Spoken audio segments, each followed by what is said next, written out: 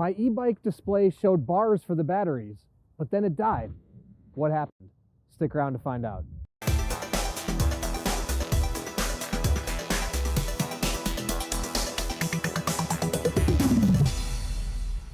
Hey everyone, I'm Dustin. I have nearly 20 years experience in the bike and e-bike industry. And today we're going to talk about why does my display show that I have battery life, but then my battery dies.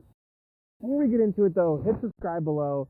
Stay in touch with us here at 630. Be the first to know about all the new content we're putting out, giveaways we do, and of course, new product releases. All right, so right here in front of me, I have 3 different e-bikes, e-trikes, and I've got 3 different displays. If you want to come in and we'll show you really quickly. And we get this comment a lot, right? Like you can see on the display here, this one actually shows, this has 4 battery slivers. We've only got 2 left. This one up here actually has a lot of energy bars. That shows you the different life of the battery. And this one has, I believe this is 5 slices of battery. We're missing 2 right now. We have 3 left. So you're out riding and you had 2 slices left, or on this one you had 5, and all of a sudden it goes down to 0 and battery dies and turns off, right? Well, what happened?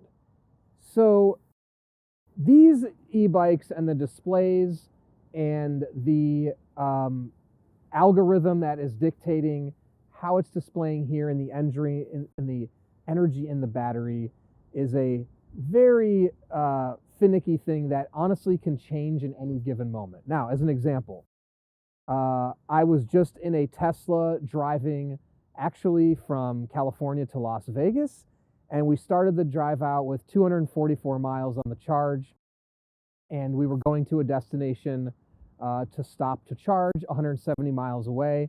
Halfway through, the Tesla was now telling me that we wouldn't have enough charge to get there, right? So that was about 60 miles short of where my expected range was going to get me. Now, what caused that? Well, lots of different things, right?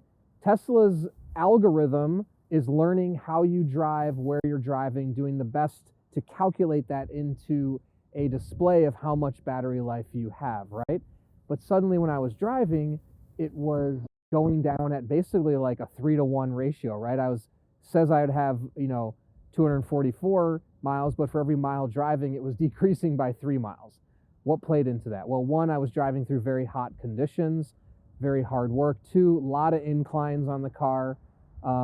3, in some situations, I was passing people, accelerating, and also going above 75 miles an hour. Now, so ultimately, I drained the battery a lot quicker than the estimation of the display of Tesla.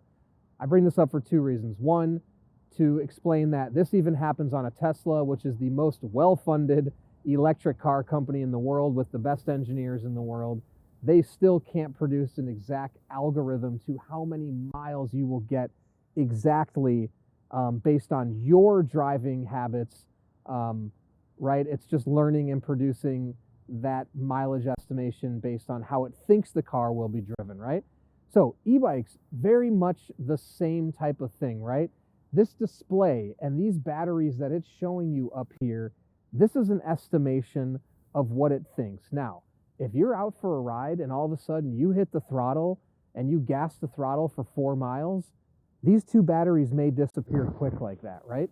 Because it thought you were going to ride the e-bike one way, now all of a sudden you're cranking the throttle at full speed, boom, battery dies. So the other thing I will say is that the sophistication level and technology on an e-bike, doesn't matter what brand or what company you're buying from, it's not nearly at the level of an electric car.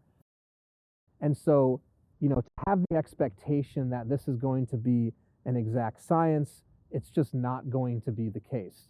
So you may 1 minute have a bar and then 1 minute it may die. Or you may have a bar and it may last you for 5 to 10 miles, right? Kind of true in a gas car as well. In a gas car, you may be on 0, but you can get 20 more miles. Again, all estimations. So the best thing you can do is start to understand your personal riding habits and how much battery life you get out of your e-bike when you do a particular route or when you do hills. As an example, when I tend to do large hills that are very intense but very short, I may drain 2 bars off of a battery, right? That's happened to me on numerous occasions because you're working that motor extra hard. The battery's got to output a lot of power. It's going to drain the battery much quicker. That's why also when you talk about range and advertised ranges of e-bikes, it's so hard to pinpoint exactly the range because we don't know the weight of the rider. We don't know the conditions you're riding in. We also don't know how you're going to use pedal assist or throttle and any combination of those two things. So to be able to say, oh, you're going to get 40 miles, it would actually just be a complete lie. And the range we give on a lot of our e-bikes where we say up to 50 miles could actually far be undershooting the reality of the range you could get, depending on what level of pedal assist you use, what level of throttle you use. You could possibly get even, way more than that. So it's something to consider. Now, not to say you should be out riding and have three bars on your battery and it goes to 0, but it could happen if you, like I said, all of a sudden we're riding one way in pedal assist 1, and now boom, you're in 5 and you're sprinting.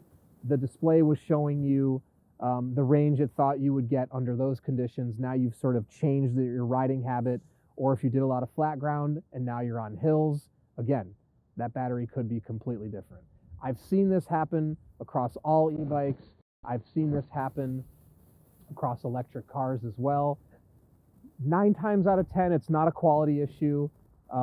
Charge your battery up again, go for a ride, see if you get better range the next time, or basically measure the distance. So if you can track on an app on your phone, or if you have some other way when you start a ride, start to test and see, and really, again, we can give you what we believe that it will be, but the real world experience of how your bike performs to your body in the bike paths or the terrain that you ride in is going to give you the most accurate way of figuring out. So before you jump into a 60-mile ride, expecting your e-bike to get you through the entire ride, maybe start with shorter rides, start to gauge what kind of battery you have left, how your e-bike responds, so you're not stranded somewhere thinking that the battery should have lasted you longer than it really did.